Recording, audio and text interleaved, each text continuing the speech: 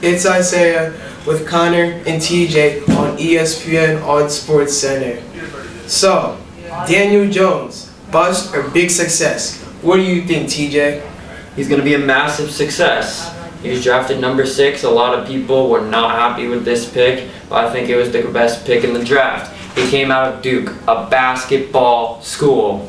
He threw 28 touchdowns, and if you look at these plays, you'll see that half of his throws were dropped, and that a lot of his throws were very risky, and people still caught the ball.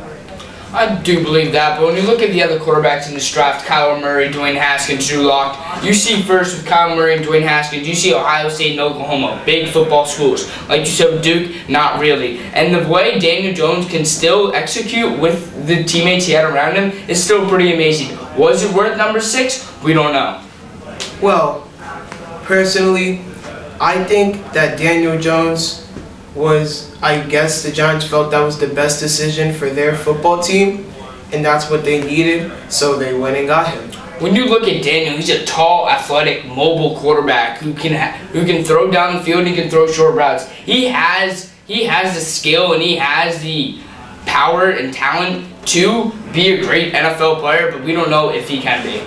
Ever since he got drafted in May, early May, June, not really July because we're still joining July, many people have decided to change their minds on Daniel Jones, from him saying he's the worst quarterback in the draft to maybe one of the best. They've seen him at training camp, and he's been proving a lot of people wrong. So I think he's going to do that on the field this season if he ever gets that chance. Well, New York sports does have a history with booing first-round picks that end up being success. It looks like we just got breaking news. Notre Dame has officially announced it has joined the Big Ten full-time for all sports. And wow, this is huge. Notre Dame, as we all know, football, they're an independent school. They pick their own schedule. They're not in conference. How will this change Notre Dame football for the rest of the year? Well, I think we're going to see more often games between Notre Dame and Michigan, two big rivals, and I think that's really good for college football and good for the players to turn up that intensity. Yeah, I'm in shock. I never thought this day would happen for many years. They got big teams in Big Tens like Purdue, Michigan, Michigan State, Penn State, etc. I'm shocked. Now, does this change that Big Ten is the most complete and hardest conference to win in college football? This absolutely does. Notre Dame is a top 4 team every year, most years. It's crazy. I'm shocked. I still believe it's SEC though. When you look at the likes of Alabama, Auburn, Tennessee, and you look at those big football teams and the big football Southern schools, I still think it belongs to SEC. Well, we'll see.